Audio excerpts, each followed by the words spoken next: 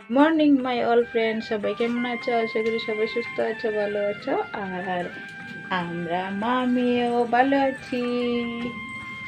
Tata বলে দাও, tata tata tata.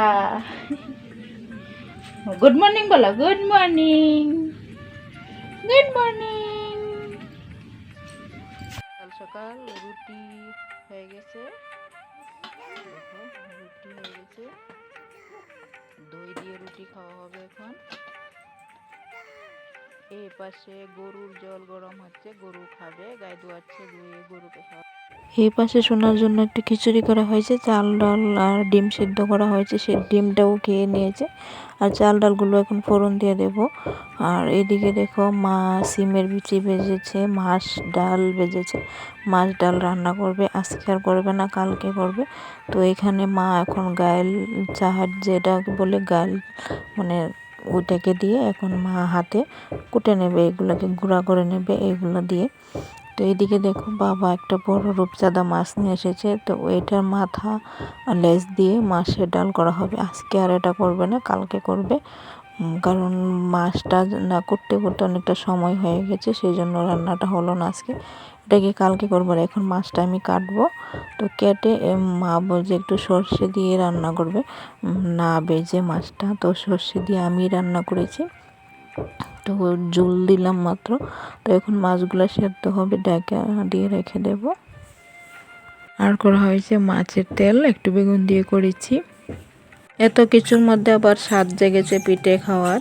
তো যতই মিক্সার মেশিনে দিন আসুক না কেন, আমার মায়ের কিন্তু হাতে কোটাটা এখনও আছে।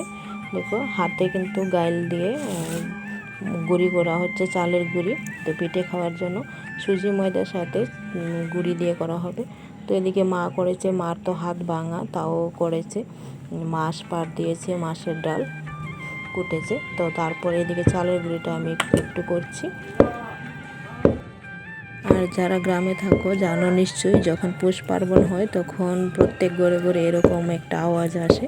এই শব্দটা কিন্তু বেশ ভালো লাগে যখন এইভাবে গুঁড়ি কোটা হয়।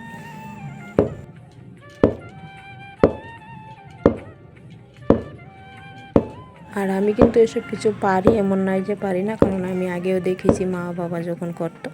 তো এদিকে দেখো মা সুজি চিনি ভিজিয়ে রেখে দিয়েছে। তো এখন একটু ময়দা দিয়ে গুঁড়ি দিয়ে মেখে নেব, তারপর পিঠেগুলো বানাবো। যতটুকু পারি তোমাদের সাথে শেয়ার করব, দেখতে থাকো। আর শীত পড়তে না পড়তে আমার মতো কারা কারা পিঠা খাওয়ার জন্য তৈরি হয়ে গেল বলো, জানাবে। আমি কিন্তু পিঠে খুব পছন্দ করি, শীত পড়লে কিন্তু আমি পিঠে বানাই। এদিকে সোনা দেখো ফেলে দিচ্ছে।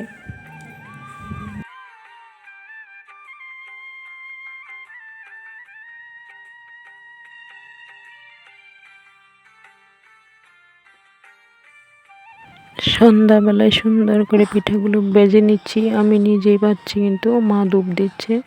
তো লাস্টে মা এসে নামিয়েছে। তো আজকের ভিডিওটা এখানে শেষ করছি। তোমাদের কেমন লাগলো কমেন্ট করে জানাবে। সবাই সুস্থ থাকবে, ভালো থাকবে, টাটা।